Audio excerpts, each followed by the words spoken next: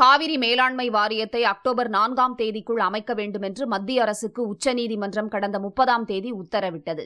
இந்த உத்தரவுக்கு எதிராக மத்திய அரசு சார்பில் நேற்று மனு ஒன்று தாக்கல் செய்யப்பட்டது. காவிரி மேலாண்மை வாரியம் அமைக்க நாடாளுமன்றத்தில் ஒப்புதல் தேவை என்றும், அதனால் உடனடியாக மேலாண்மை வாரியத்தை அமைக்க முடியாதெனவும் மத்திய அரசு சார்பில் தெரிவிக்கப்பட்டுள்ளது. 2 நீதிபதிகளை கொண்ட உச்சநீதிமன்ற அமர்வுக்கு இது தொடர்பாக உத்தரவிட அதிகாரம் இல்லை என்றும் வாதம் முன்வைக்கப்பட்டுள்ளது. இந்த மனுவை உச்சநீதிமன்றம் இன்று பிற்பகல் விசாரிக்க உள்ளது.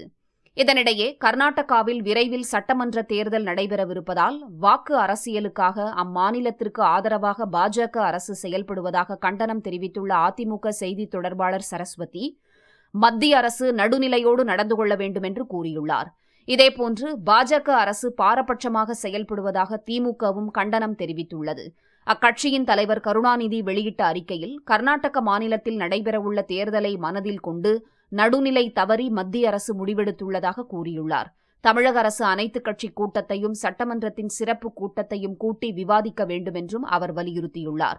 மத்திய அரசை கண்டித்து தஞ்சையில் வருகிற 7ஆம் தேதி உண்ணாவிரத போராட்டம் நடைபெறும் என்றும், இதற்கு எதிர்க்கட்சித் தலைவர் மு.க. ஸ்டாலின் தலைமை வகிப்பார் எனவும் திமுக அறிவித்துள்ளது.